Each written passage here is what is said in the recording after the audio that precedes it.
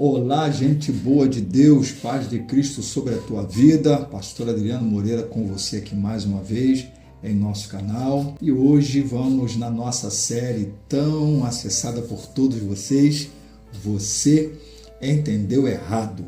E hoje falaremos sobre Você Entendeu Errado, Atos capítulo 13 e verso 9.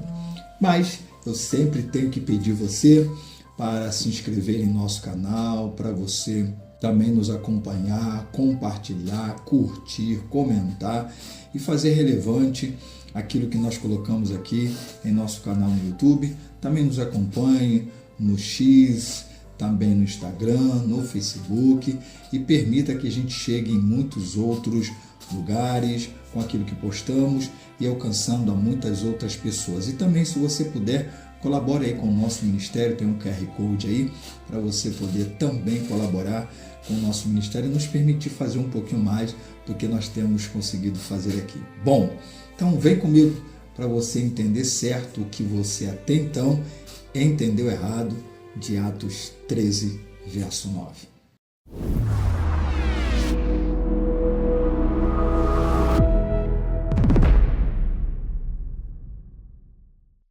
Nesta série, Você Entendeu Errado, eu sempre começo dizendo isto.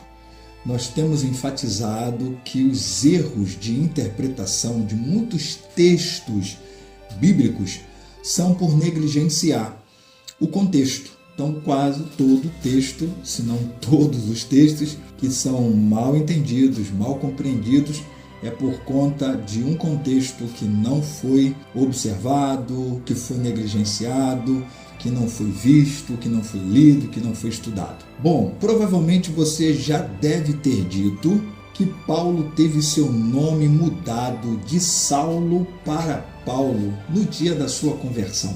Que aquele encontro de Paulo em Atos capítulo 9 fez de Saulo um Paulo. Talvez você também já tenha até perguntado para alguém, naquela brincadeira de crente, naquele evangeliquez do crente, quando é que você vai deixar de ser Saulo para se tornar um Paulo? Ou talvez você até já tenha feito essa brincadeira com quem realmente tenha o nome Saulo e seja um cristão, se ele de fato vai se transformar em um Paulo. Bom, se você já falou isso, já brincou nessa direção, já citou isso em alguma pregação, em alguma oportunidade, você entendeu errado.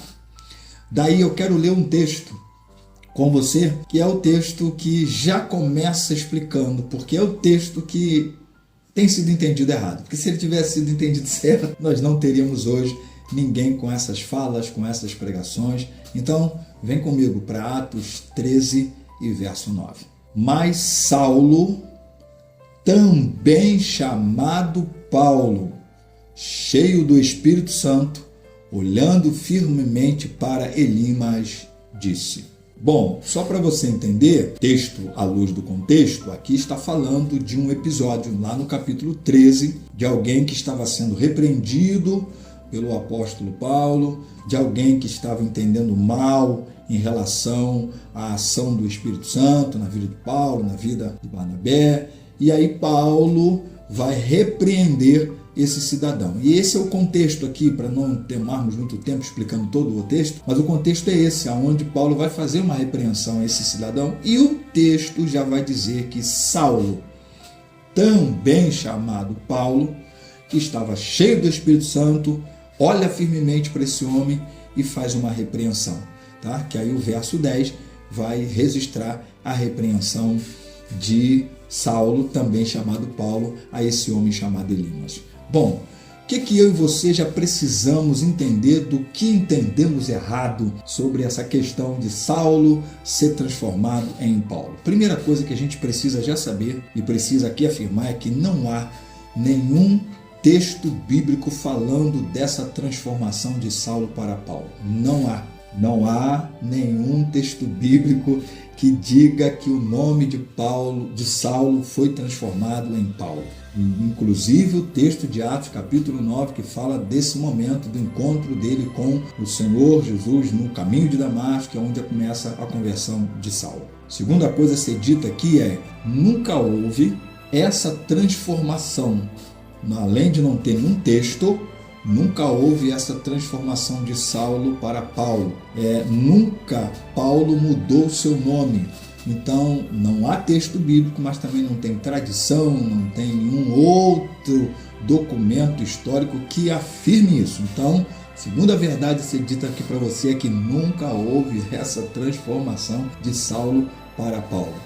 Terceira coisa também a ser dita a você é que havia uma prática entre os cristãos judeus de adotarem o que a gente chama de cognomes, tá? Cognomes é um segundo nome e um cognome romano por algumas razões, porque além do nome hebraico, que nesse caso Saulo é o nome hebraico, com a mesma raiz de Saul, a gente também vai falar disso aqui, ele, e como muitos outros hebreus, tinham um nome romano, que quase sempre estava ligado à língua grega de então, e que isso facilitava muito o ir e o vir, e era muito mais comum também os hebreus terem um cognome. No caso de Paulo, mais ainda, porque Paulo também possuía uma dupla nacionalidade, ou seja, Paulo, além de ser um hebreu e que tinha os pais hebreus, ele inclusive lá em Filipenses capítulo 3, dos primeiros 7 versos lá, ele vai deixar claro que ele era da tribo de Benjamim, então, portanto, ele era, inclusive, também era um fariseu, por conta da opção religiosa, do grupo religioso dos fariseus.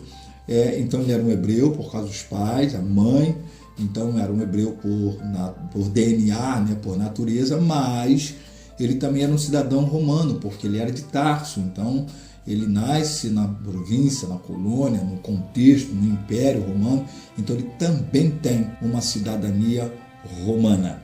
Por isso, Paulo, ele usa esse cognome Paulo, tá? E aí vem a quarta coisa a ser dita para você. Por que ele é muito mais chamado de Paulo do que de Saulo? Porque ele toma esse cognome por causa da sua cidadania romana, portanto ele tinha essas duas nacionalidades, e também por conta da prerrogativa que o cidadão romano tinha. Se você se lembrar, Paulo é aquele que naquela conjugação de vai falar com Festo, vai falar com Agripa e etc., ele apela para ser julgado por César ou em Roma. E aí esse direito lhe é dado. Então havia uma prerrogativa quando o cidadão era um cidadão romano. Teve momentos na vida de Paulo que ele faz uso dessa prerrogativa e no caso, principalmente das suas viagens missionárias, ele fez uso dessa prerrogativa. Então, por isso que o próprio texto de Atos 13:9, que aqui lemos, que entendemos errado, você entendeu errado, o texto diz que ele era o Saulo, também chamado Paulo. Então, o texto não diz em momento algum que esse nome mudou.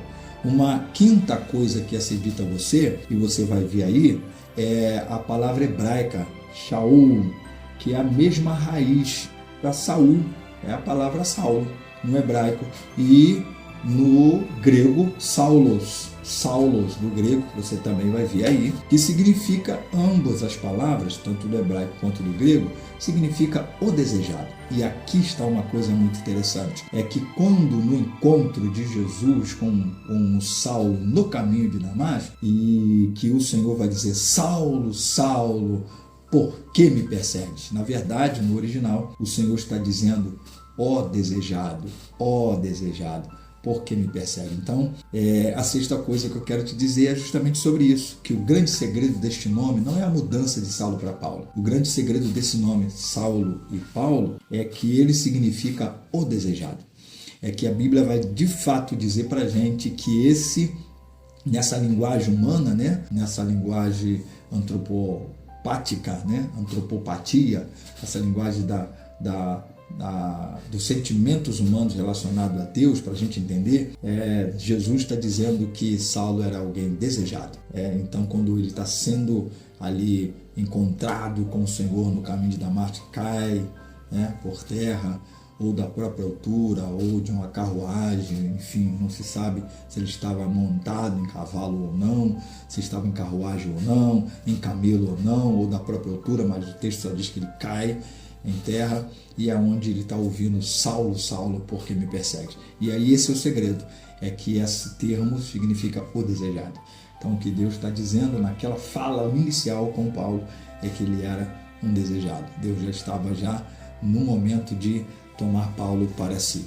Bom, agora que você entendeu certo, meu apelo a você é: para de dizer que todo Saulo tem que se transformar em Paulo, e pare também de dizer que Saulo teve seu nome transformado, porque isso não aconteceu, isso não foi verdade. E aí aprenda que esse nome Saulo, como Paulo, significa o desejado.